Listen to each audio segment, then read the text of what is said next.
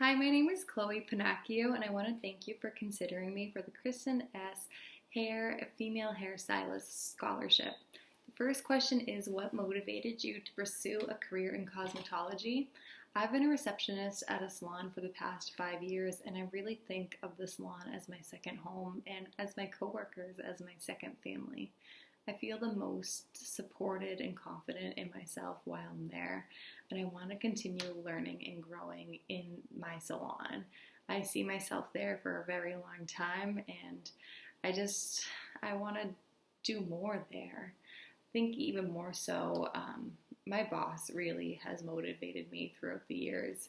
Since day one of being a receptionist, she's always believed in me, and she's always put her trust into me, and that has made me feel more confident and happy with my capabilities, not only in the salon, but when I leave there, I feel good about myself too, and that carries on into my daily life and my everyday life. So she really empowers those around her, and I want to help do that more at the salon, and maybe even someday do it at a salon of my own or a school of my own if I choose to become a cosmetology teacher. So number 2, what does identifying as a female in the beauty industry mean to you? I think just as a female in the beauty industry, I've always been somebody who's been very academic and creative, and I think that that's part of my womanhood. I think that embracing those two aspects of me is really coming together in the field of cosmetology. I know this is a question later on too, but it's one of the obstacles that I've faced while I've been a cosmetologist. When I've been telling people, like, this is the route that I'm going to take, they've been kind of confused because I've always been very into my schoolwork, and I'm a teacher during the day, and I go to cosmetology school at night.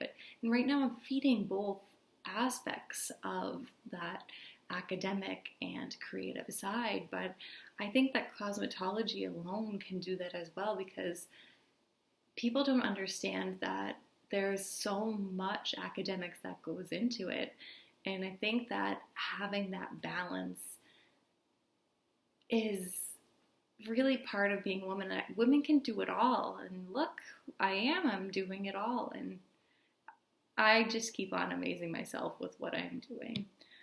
I don't know if that made all that much sense, but I think part of being a woman, you have to learn to juggle many hats, and I think that I'm doing that, but I'm really enjoying the hats that I'm juggling.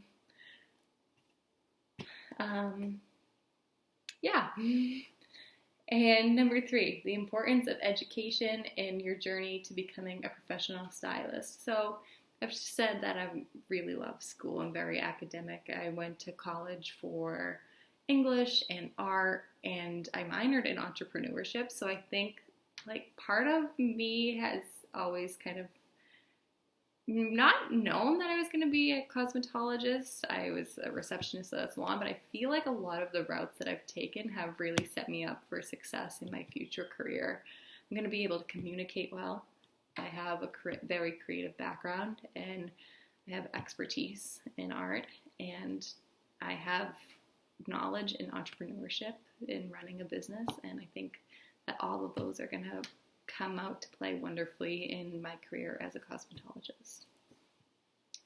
Also, I just never want to stop learning and growing. I think that's always something. I love to challenge myself, and I want to stay current and on top of trends, and I want to keep experiencing what cosmetology has to offer. And what obstacles have you faced in your journey? I know I talked about this, but I feel like sometimes I have to convince people that this is going to be a good route for me because they just see me as very academic. But I think from that, I've learned that I don't have to convince people of what I know is right for myself. I know myself, and this is what I want. So I think that that will also apply in the salon, because I'm going to show people my skills and my abilities through my actions and how I interact with others. And I don't have to prove anything, because I'm going to show what I can offer. Okay, thank you so much for your consideration.